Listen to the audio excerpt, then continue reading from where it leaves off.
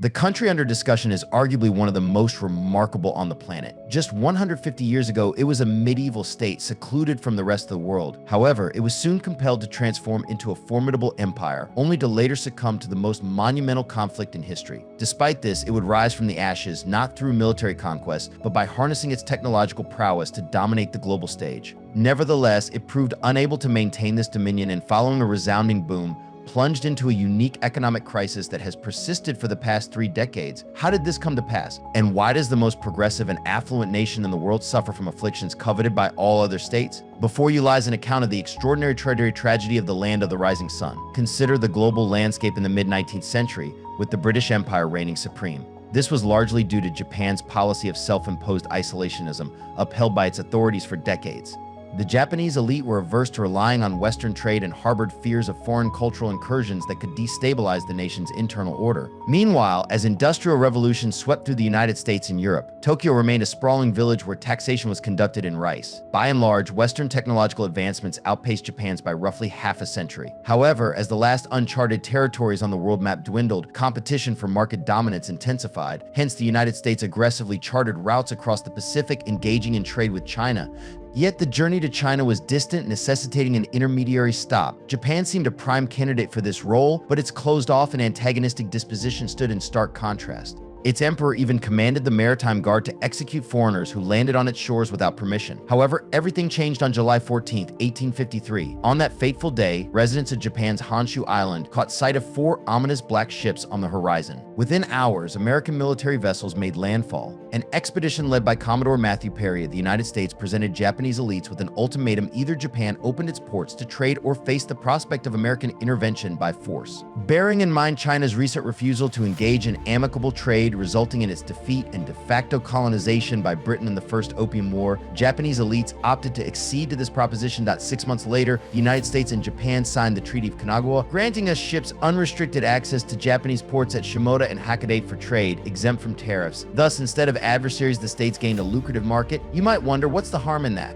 Let them trade, right? Well, here's the twist. Following the treaty signing, Japan was inundated with cheap industrial goods against which Japanese artisans struggled to compete due to their significantly lower prices. Many Japanese entrepreneurs faced financial ruin. At this trajectory, the land of the rising sun risked becoming one among many Western colonies, exporting inexpensive raw materials while importing costly foreign goods. Unlike India and China, Japan emerged as a distinctive case, transitioning into one of the most advanced nations in just half a century.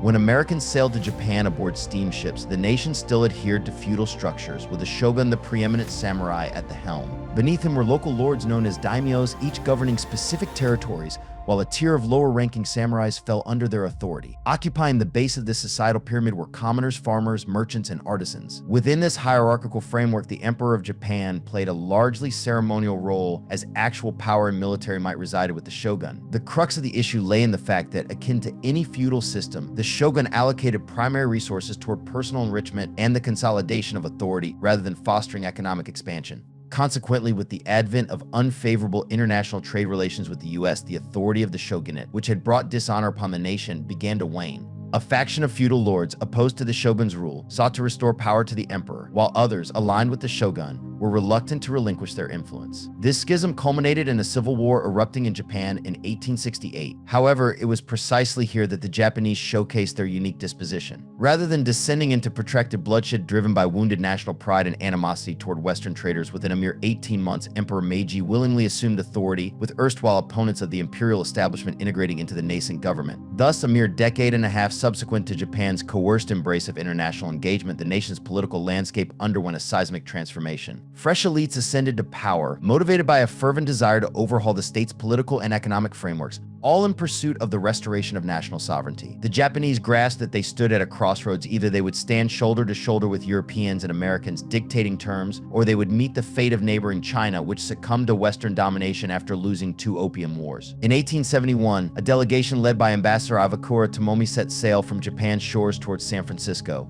In a group photograph of the Iwakura mission, the rapid assimilation of Western styles by Japanese leaders was evident. Only Iwakura himself remained clad in traditional Japanese attire. Among the 5 participants, the others had adopted Western suits and hairstyles. Over the subsequent 3 years, the Iwakura mission traversed the United States and Europe, visiting 120 cities and villages to acquaint themselves with Western ways. In Britain, they marveled at Liverpool's shipyards, Manchester's textile factories, and Newcastle's steelworks, envisioning the future Japan should strive for. Their visit to Germany crystallized the path forward, with Chancellor Otto von Bismarck succinctly conveying that controlling borders was the prerogative of the strongest nations. Upon their return, Iwakura apprised the emperor for Japan to break free from dependence, it must urgently dismantle the feudal system and embrace a capitalist economy, thus initiating the Meiji Restoration. The yen became the nation's unified currency, while former feudal mints transformed into private banks under the ownership of prominent family conglomerates such as Mitsubishi, Sumitomo, and Mitsui. Former feudal elites traded kimonos for suits, transitioning into the realm of business, thereby shaping a clan-based economy rooted in the elite echelons of the past. Samurais were disarmed and integrated into civilian life. Elite personal domains were reconfigured into state prefectures, and former lords relocated to governmental posts in the capital. In 1872, Japan welcomed European engineers who assisted in inaugurating the nation's first railway, linking Tokyo and Yokohama. Consider the profound shift. Just a few decades earlier, many Japanese were bound to toil in rice fields under feudal lords, whereas now they could simply board a train and within hours find opportunities in distant cities. Furthermore, these laborers were immensely vital. After all, Japan's primary export commodities, silk and cotton, were churned out in staggering quantities not due to sophisticated factories, which were virtually non-existent at the time, but rather owing to the abundance of cheap labor. The advent of new policies facilitated a monumental leap for Japan, transitioning from a feudal entity to a rapidly burgeoning industrial powerhouse. However, genuine growth necessitated resources, coal and iron ore, resources sorely lacking on the Japanese archipelago. Consequently, as Japan modernized its military, it first clashed with China, annexing Taiwan during the First Sino-Japanese War of 1894 to 1895, and subsequently triumphed over Russia in the 1905 conflict,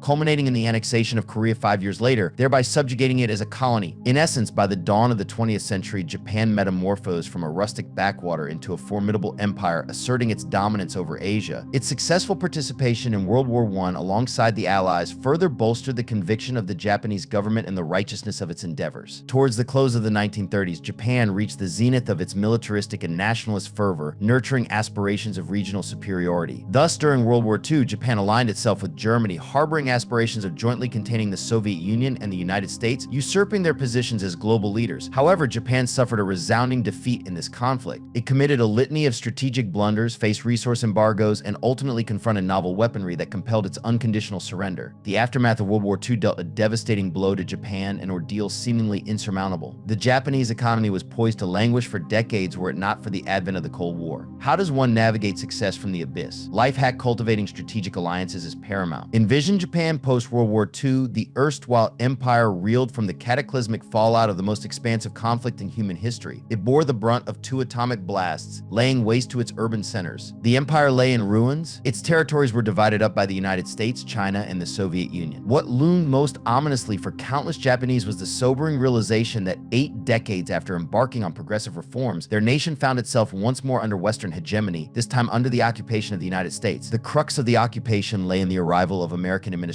in Japan, spearheaded by General Douglas MacArthur. Through the conduit of the Japanese government, they commenced reforms aimed at demilitarization and liberalization of the nation. A fresh constitution dawned in Japan, censorial shackles were cast aside, clan monopolies raised, and the emperor relegated once more to a mere symbol of the nation. In essence, Japan was coerced into a makeover akin to Western democracies, though its economic prognosis was bleak. The government resorted to a deluge of money printing, envisaging a tide to buoy production and assuage unemployment. Yet, as cash cascaded, productivity stagnated, heralding the onset of hyperinflation, a malady the states greeted with nonchalance, preoccupied with forestalling Japan's resurgence as a Pacific powerhouse. It's a mystery when and how Japan might have extricated itself from this quagmire were it not for the kinetic phase of the Cold War. As China and the Soviet Union gravitated closer post-World War II, the U.S. discerned its solitary grip on this far-flung theater to be tenuous, particularly given the specter of communist encroachment across Asia. The land of the rising sun ceased to be a foe, metamorphosing into a promising ally-rally rife for collaboration collaboration. Hence, in February 1949, President Harry Truman dispatched Joseph Dodge, erstwhile financial consigliere to the German occupation regime, to Japan. At his inaugural press briefing, Dodge opined Japan's economy is akin to a crutch-bound individual. One crutch is American aid, the other covert budgetary subsidies to enterprises. You become overly reliant on them, a precipitous fall looms. Consequently, the Americans promptly compelled the Japanese government to excise subsidies nurturing floundering enterprises underwritten by the printing press. The upshot? Roughly 500,000 bureaucrats were cashiered. The alacrity with which economic nostrums might have taken root in Japan remains a conundrum. Absent the Korean War's eruption in 1950, the Korean Peninsula, erstwhile a Japanese fief, bifurcated post-1945. The North fell under Soviet suzerainty, the South under Yankee stewardship. Thus, one people cleaved asunder, each flank espousing a divergent ideology, each asserting to embody a unitary Korea. Therefore, in 1950, the North Korean army breached the neighbor's border, backed by the USSR and China, initiating a war for reunification under its regime. In response, the United States, aiming to prevent the peninsula from falling to communists, commenced support for South Korea. Under these conditions, Japan evolved into an invaluable staging post for Americans, housing the headquarters of the American command in the Korean War. But how did this aid in alleviating unemployment and revitalizing the economy? Well, Japanese enterprises found themselves inundated with orders from the US and South Korean militaries. After all, ferrying these goods from the US proved costly. Japanese manufacturing boasted significantly lower overheads. This symbiotic military-political collaboration and the resurgence of the Japanese economy culminated in Japan and the US signing a peace treaty in San Francisco in September 1951, signifying the cessation of occupation. Japan ostensibly attained autonomy, albeit renouncing its military, as its security was guaranteed by the US, which retained military installations within the country. By the dawn of the 1950s, the Japanese economy had fully rebounded, poised to assert its global dominance. Imagine being a burgeoning nation with a burgeoning economy, enjoying cordial relations with a global hegemon. What if you could procure from them what would otherwise necessitate years of development? Technology, undoubtedly. Take the American behemoth DuPont, for instance. In the 1930s, they pioneered nylon, an extraordinarily resilient and flexible fiber prevalent today in textiles and apparel. DuPont invested 11 years and $25 million in nylon's development. Yet in 1951, the Japanese firm Toyo Rayon effortlessly acquired the patent for $7.5 million, reaping $90 million from nylon exports. This was no fortuity. The Japanese weren't indiscriminately amassing patents and licenses. Another illustration: in 1950, the Japanese corporation TTK unveiled the inaugural domestic tape recorder. Its progenitor, Morita Akio, grasped that refinement was plausible. Procuring a transistor license from the Americans, Western Electric was all it required. This maneuver would not only slash costs, but also shrink the product sizably. Following patent acquisition, TTK's physicists honed the transistor and by 1955 unveiled the maiden portable radio receiver, the TR-63, which not only outstripped competitors in compactness but also in reliability. Upon its debut, it not only seized the Japanese market but also made inroads into the American one. 5 years later, the company implemented the same technology to produce its television, which boasted unrivaled image quality, durability, and portability worldwide. Essentially, this product mirrored the revolutionary impact on portable electronics akin to the debut of the first iPhone in 2007. Interestingly, by the time of the television's release, the company had already rebranded, hence the four-letter inscription embellishing its casing Sony. And thus, through technology acquisition and refinement, Japanese enterprises embarked on a global conquest. Unlike other countries to which the US might have refrained from selling patents, Japan encountered no such barriers. Firstly, Japan wasn't perceived as a direct competitor, and secondly, it stood as one of the United States' principal allies. Propelled by accessible technology, diligent labor, low wage costs, and a depreciated currency, Japanese firms like Hitachi, JVC, and Sharp by the early 1970s began displacing competitors who had hitherto underestimated Japan. This shift extended across household appliances and automobiles, where Japanese products offered both superior quality and affordability. As American companies floundered in competition, facing losses and workforce reductions, Japanese firms increasingly faced scrutiny in the American press, while congressional pressure mounted for imposing tariffs to elevate the prices of Japanese imports. Yet tariff escalation bore inherent risks. Each country might retaliate with its tariffs, a scenario undesirable for all parties involved. Moreover, the US had grappled with such repercussions during the Great Depression, underscoring the necessity for a compromise. Consequently, the US opted to devalue its currency, devising a clever strategy. Given the global reliance on the dollar and the robust American economy, the dollar stood as the preeminent currency, elevating the cost of American goods solely based on exchange rates. In response, the US proposed a landmark agreement to its major partners Japan, France, FRG, and the UK, advocating for a flood of dollars into the market to devalue the American currency. This accord was unprecedented. Japan, France, FRG, and the UK committed to divesting portions of their dollar reserves and raising interest rates, while the US reciprocated by lowering interest rates. This pact facilitated easier American exports while empowering partners to invest in the US at advantageous rates and procure American goods and technologies affordably. At face value, the agreement appeared mutually beneficial. Yet, the signing of the famous Plaza Plaza Accord in 1985 at New York's Plaza Hotel heralded unforeseen repercussions, ultimately ravaging the Japanese economy. By the late 1980s, Japan was swept up in euphoria. Japanese investors were acquiring American companies, and American celebrities were endorsing products in local ads. The decline in prices for foreign goods captivated both Japanese financial institutions and speculators. Japanese metropolises, especially Tokyo, emerged as global hubs attracting capital from all corners of the world. However, Japan's geographical footprint was modest. In 1986, its population density stood at 334 people per square kilometer. By comparison, Germany registered 223, the US 27, the USSR 9, and even China just 125. Only countries like Monaco 14,405 or South Korea 428 surpassed Japan in density. Consequently, Japanese real estate underwent a meteoric price surge. Demand vastly outpaced supply. With the escalation of land and rental costs, the stocks of Japanese enterprises followed suit. Investors clamored to partake in one of the world's most lucrative markets. By 1987, the average price per square meter in Tokyo soared to $25,000. To contextualize, in the US during that period, the same sum could procure a brand new Chevrolet Corvette or BMW 3 Series. Yet in Tokyo, such a price tag was affixed to a mere square meter of office space. Financial institutions aggressively extended loans, many of which were channeled into stock acquisitions and real estate ventures, inflating a speculative bubble. These prices were patently inflated. Investments flowed profusely, but not into research and development, rather into speculative ventures in the burgeoning real estate market. If Japan's economic ascent in the 1960s and 1970s was predicated on a low starting point, the importation and refinement of technologies, and subsequently the exportation of impeccable products that eclipsed competitors, by the late 1980s, Japanese goods had shed their affordability due to the appreciating yen. Pre-Plaza Accord, $1 fetched 250 yen by 1990. The exchange rate plummeted to 150. Indeed, Japan boasted cutting-edge technologies and top-tier products at the time. However, once prices for these goods escalated, sales volumes dwindled, eroding the profits of exporters, thereby dragging down the broader economy. In a bid to bolster exporters with favorable credit terms, the Bank of Japan injected liquidity into the economy. Loans were disbursed en masse, leveraging real estate and stocks, whose inflated valuations were symptomatic of the ballooning bubble. When the Bank of Japan realized that the deluge of cheap credit fueled speculation rather than genuine economic expansion, it initiated interest rate hikes. Alas, the intervention came too late. With the ascent in interest rates, the meteoric price surge, upon which speculators had pinned their hopes for profit, abruptly ceased. Speculators commenced offloading stocks and real estate holdings, precipitating the rapid deflation of Japan's economic bubble. Within 5 years, Japanese corporate stocks plummeted by over twofold. The plummeting assets triggered panic and a decline in demand in the Japanese economy, which found itself in a deep crisis. When the Bank of Japan saw the mess it had created, it began supporting economic growth with low interest rates. But no matter how much the rates dropped, nothing changed. The Japanese weren't eager to spend money because everyone understood that prices would be even lower tomorrow. Gradually, the central bank lowered the key rate to 0%. This means that money in the economy is free. You can take out a loan without interest, but no one takes it because everyone expects prices to fall even further. Free money turned many companies into zombies. They are inefficient but continue to exist thanks to free loans and government support. And today, almost every fifth Japanese company is a zombie. They are neither alive nor dead. The state prevents their bankruptcy, and the companies themselves do not lay off workers because it could lead to a crisis for which no one wants to take responsibility. Major Japanese firms such as Toyota, Sony, and Mitsubishi, which dominated from the 1960s to the 1990s, began losing competition to South Korea and China from the 2000s. In 1989, 32 of the 50 most expensive companies were Japanese. Today, only Toyota remains on that list. Japan turned out to be like someone who won the lottery and couldn't handle the jackpot properly because they had never held such a sum before. While the rest of the world struggles with rising prices, Japan cannot drive these prices up. Yes, in some bright moments of modernity, the government managed to increase inflation to 3 to 4%, but that's not enough. For economic growth, you need stable price increases, and Japan's almost zero GDP growth rates confirm this. What's most unique is that Japan cannot simply get out of this situation because among developed economies, it has the oldest population in the world. Think about it. Every fifth Japanese is over 65 years old. At first glance, it's unclear what's so special about this, but the elderly work less and consume less, and there's nothing worse for the economy. The country's population is steadily aging because the prospects for the future are uncertain, and the cost of living is very high. But the standard of living is also high, so people live long. It turns into a vicious circle where the elderly grow in number and fewer children are born. And today, Japan is uniquely special in every sense. People there expect not growth, but price falls. The country's largest technology companies are turning from global leaders into local manufacturers, and local businessmen are dying without passing on the business of their entire lives because there are no worthy successors. It seems that the country has fallen into another pit, as has happened many times in its history.